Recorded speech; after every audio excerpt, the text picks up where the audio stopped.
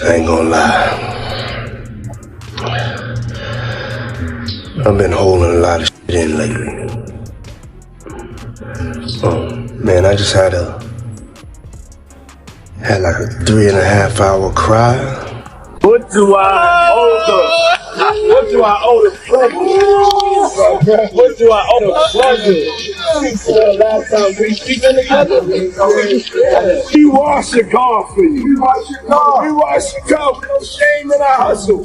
When you got them getting into that wash, and you know that chip gonna be good like this goddamn this cold. Y'all better start buying this slippery soap, man. The whole game is shaking right now. 50 Cent just unleashed recordings that have Rick Ross scrambling and furious.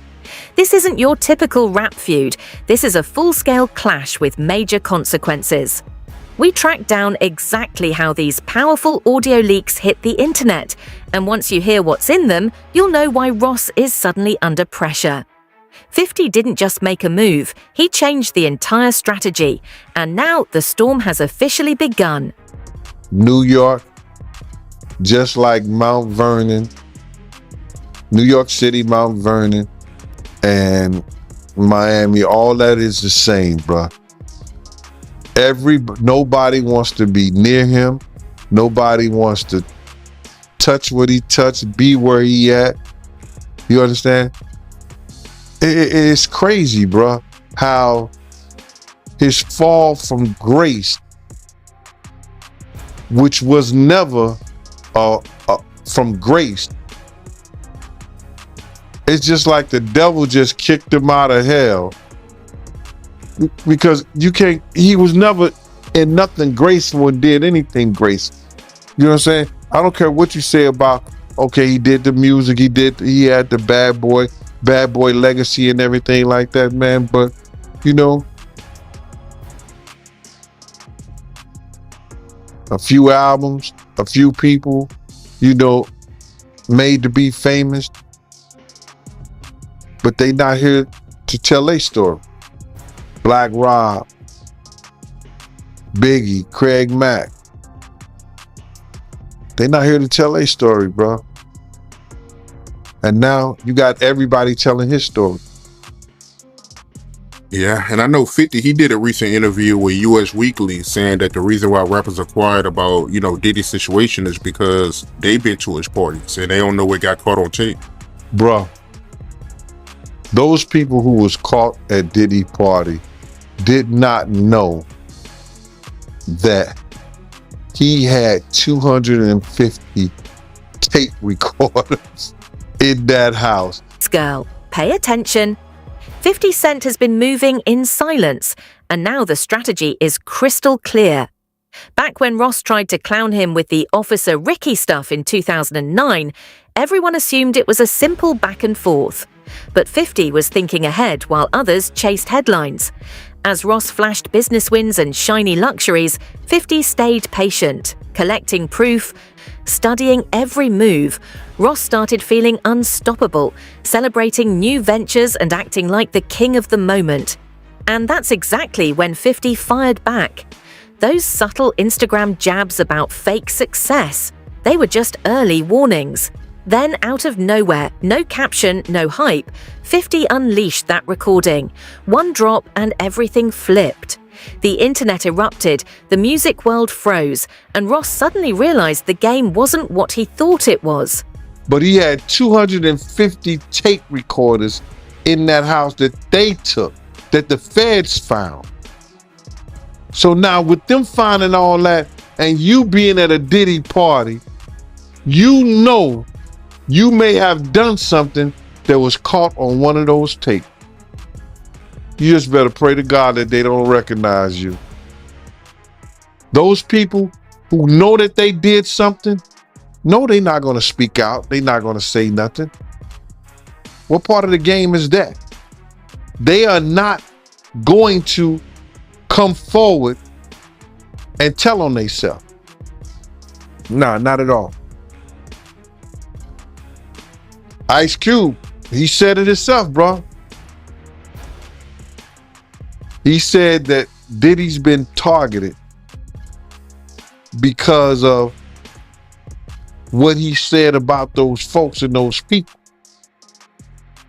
Now, the people who was on those tapes may feel like Diddy might be targeting them. Because if he's asked about who is this, who is that, and he's under oath with the federal government, he got to tell them. He's not going to plead the fifth. Yeah, I know that got to be a terrible feeling, man. You know you did something wrong at Diddy party, and you hoping and praying that it's not caught on tape. But they don't think they did nothing wrong. That's their lifestyle. That's their lifestyle, bro. I ask guys all the time, if two men lay down, how many homos get up? What you mean? I mean what I mean. It's what it is. The moment 50 released that recording, the entire industry snapped into crisis mode. Executives rushed into closed-door meetings, PR teams scrambled for cover, and anyone connected to Ross or Diddy suddenly disappeared from the spotlight. This wasn't a petty jab, this was a precision strike. Ross was in the middle of business when his phone started blowing up. He brushed it off at first, assuming 50 was just trolling again, until he actually saw the clip. That's when the panic hit, and the whispers are getting louder. This drop was only phase 1. 50 has reportedly been holding on to these receipts for years, just waiting for the perfect moment. Now the big question is, if this was his opening move, how devastating is what he's still keeping locked away? I'm 100% factual, but it's somebody in this story of things that seems more reliable than others, Race, is what I'll say, just to protect my sources. But this source informed me of who these A-list celebrities are on these tapes that are being allegedly auctioned off online and through the networks. And it's put me in a little bit of a bind because I like to be fully transparent with the audience. I want to say things, but I also realize from what I'm told, because again, I haven't seen them directly yet. I haven't, and I don't know if I want to. Race, I want your advice on that too. But the problem I have is just like, typically I want to report these things, but I got to be careful legally, ethically, morally as to what we report on here. Because as Ariel, the lawyer here, did admit, and I can attest based on the information I got from a separate, reliable source, people in these videos don't know they're being videotaped. That's a big issue, Race, right? Let's start out right there. If there are people on these tapes that don't know that they were being filmed, is that okay to talk about and to share? I have a big problem with that, as do you, Andy. And you tend to be an ethical guy, and you're taking the high ground here. Notwithstanding the fact that you may have some significant information and reliable information, but the reality is that, look, I mean, if people were recorded non-consensually and you are the one to identify them, I think that's a problem, right? And I think anytime anyone has content, right, this is not an email, this is not a text message, this is video. And there's specific statutes without using specific language I don't want to get into, but everybody knows what we're talking about here. It's Diddy with this person, I'll say that. It's Diddy with this person. Actually, yes. Yeah, and see, the problem is, again, like non-consensually recorded, you've got a victim here who may not want to be publicly identified. That's the problem. That's the problem. And they have a right to proceed if they want to, whether it's criminally or civilly, without being identified, because we know what's going to happen. As soon as they identify themselves, there's going to be a bunch of people that come out of the woodwork who are going to unequivocally harass them and claim that didn't happen, and they're making stuff up. And there's the victims that we want to protect here, and that's significant. Well, it's interesting because here's why I wanted to have this conversation, because I know a lot of you are like, Andy, just say it. No, I'm not going to say them, but I wanted to have this conversation as to why we're not saying it and why I think others haven't yet said it, Raised, because again, legally, ethically, morally, it's just not right. Now, there's an argument I've had with people who are like, well, they knew what they were doing with Diddy. Like these were consensual acts, like they knew, and he filmed other times. So I don't know what the big deal is. It's gonna come out. It's gonna come out is what I keep hearing from other reliable sources. It may, guys, it may come out, but it's not going to come out via me. That's just to warn you all, because I don't think it's wise for us to put out something like you just confirmed it without the consent of the other person in the video. Because again, from what I'm gathering based on some of these tapes, For years, Ross has insisted he kept his distance from certain major players, but these newly surfaced recordings tell a different story. 50 just released evidence showing Ross in questionable business discussions with Diddy. And this isn't just friendly networking, it's revealing. There's even audio of Ross boasting about hidden deals with up-and-coming artists, confirming this pattern didn't happen by accident. Industry insiders say material like this can seriously damage reputations if it spreads further. What's really shaking the music world is how these clips reignite old rumors about Ross's early career, rewriting the narrative he's defended for so long and putting everything he's claimed under a harsh new spotlight. Baby oil that they took 1,000 bottles away from his house. If the government took 1,000 bottles of baby oil and somebody had things what appeared to be baby oil, and then you have to listen to the prosecutor. He said that they seized 1,000 bottles what allegedly to be baby oil. Allegedly to be baby oil. So that's telling people that it wasn't baby oil. And people think that that was baby oil, they out their mind. I don't believe it was baby oil. Yo, bro, when they went up in there, they knew what they was gonna find. They knew what was ever in that baby oil or that those bottles that appeared to be baby oil, they knew about that at first. You gotta realize 9 times out of 10, that individual that got caught at the airport, that was supposed to be their carrier, told them what they was doing and what they had. I wouldn't put him past that he told them everything. So when they went up in there, they knew they had to take whatever was out there, and that thing that appeared to be baby oil, they took that. They got to test every last one of them. Let's see how much, let's see how many of those come back to be baby oil. Bro, listen to me. Costco don't sell that much baby oil. Where you know sell that much baby oil? Yeah, I don't know any store that sell that much baby oil. I know Costco, they came out and said that they don't even sell baby oil. My sentiments exactly. But you personally, right, what do you believe was in the baby oil? If you ever seen a massage parlor being raided and they walking out the people, do they take the massage oil with them when they go? No, they just walk out the people who are being arrested. A person getting arrested and the people being arrested in those brothel houses. Do they take out the stuff in the brothel houses? No, they don't. They take the individuals who are being arrested out the brothel houses. For them to take 1,000 bottles of baby oil, it's like that they did not leave one. They left people there, but they ain't leave not one bottle. Nobody needed no baby oil. So my whole thing about it is that there was something in that other than baby oil. That's why they took all the bottles. And 9 times out of 10, if I would give it a wild guess, it was, and like some of the people told me, it was probably that GHB. What's that? I think it's gamma hydrox.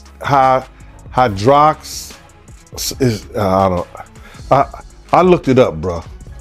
Let me see if I can find it. I know this is just showing everything like that, but oh no. Let me. Yo, somebody tap dance or sing or do something, you know what I'm saying, while I'm doing this. Oh, here it go right here. It's gamma hydroxy butyric. what is it effect on the body? It's a euphoria, drowsiness, decreased anxiety, and memory impairment. It works on the nervous system and gives you this feeling of euphoria. So they take that and rubbed it on her, and you forget who you are, what you're doing. It can also give you memory loss, drowsiness, and that's under the DEA, the Drug Enforcement Administration.gov. The entire industry is rattled, with executives calling these recordings a front row seat to a reputation imploding. Ross's camp rushed into urgent strategy sessions, terrified that 50 has even more to unleash. With Ross chasing major business deals and Diddy already dealing with his own controversies, the timing couldn't be worse. These leaks don't just spark headlines, they threaten brands, partnerships, and everything Ross has spent years building. And every time Ross tries to deny something, another piece of evidence appears, pushing the pressure higher. The moment Ross saw what 50 put out, the situation instantly escalated from trouble to a full-on crisis.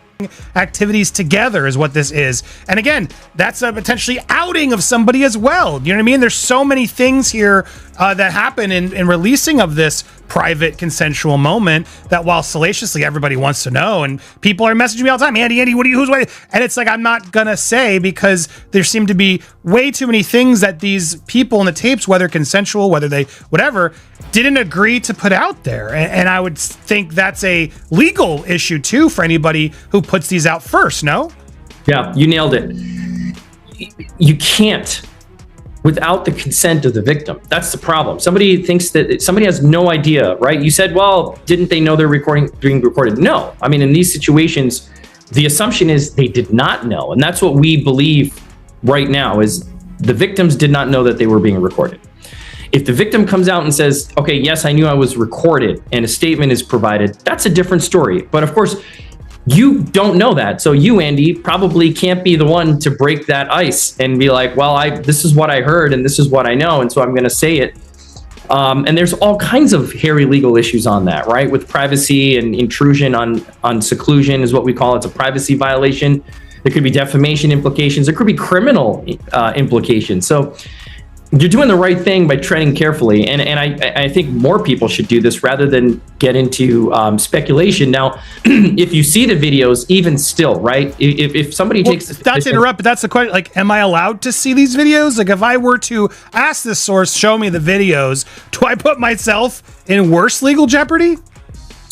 That's another distinct legal issue, right? It's like you're watching something that someone didn't know they were being recorded of doing, right? And so it's dicey. It's dicey. Now, it would be different if you were an attorney and somebody's coming to you for purposes of defense or prosecution of a claim, a civil claim, or the filing, of some action to recover damages. That's a little different. But for purposes of, hey, look what I got, juicy gossip, and there are reporting outlets that I won't mention that will do stuff like this. I don't know that it's the smartest thing to do. I don't know that it's the careful thing to do. That's for sure. Or it's the ethical or moral thing to do. Yeah, it is exactly. I'm not a lawyer, but maybe this source will show you, and then you can verify what we know. But here's the other problem. Even if we verify what we know, like as I watched what Ariel, the lawyer, got these tapes, and even again, I don't want to get into the details, any remote details that could help explain or allude to even more of theories that are out there, or debunk or confirm. But I will say, hearing what I heard, which again isn't confirmation, but hearing what I heard, it makes me dislike what Ariel's doing even more, because I think there are going to be people out there, if this information does get out in some way, that are going to deny that these people are victims, that they're going to try to say, oh no, they're just consensually thing and they were hiding this affair and yada, yada, yada. And I don't see it that way personally. I mean, and granted, I haven't seen or know, like this isn't somebody involved from what I've gathered in these tapes of them, doing it to others in a way, criminally, like we've heard in some of these suits. This is just, it almost feels like, again, if it's real, like blackmail material that Diddy keeps to sort of hold over these people's heads. And to me, that's awful to the people in it, whether they agreed or knew or whatever. It still just feels like That's no one's freaking business. And maybe they were doing it for reasons we don't know. Just because we saw it in the tape doesn't mean they weren't feeling pressured in other ways, right? So it's a heavy and complicated thing, but it's not a hard decision to say I can't run with. When those late night alerts hit, nobody saw what was coming. Ross jumped online in a rushed Instagram rant, furiously firing back in a way that instantly sent his PR team into panic mode. He wasn't calmly responding anymore. He looked stressed, frustrated, and completely off balance. The situation escalated quickly as he shared emotional voice messages and scrambled to control the narrative, while also pulling out old claims to shift attention. But the more he reacted, the more uneasy people around him became. Partners and advisors tried to step in with polished statements, only for Ross to unintentionally contradict them, leaving everyone urging him to disconnect before the situation damaged everything he'd worked for.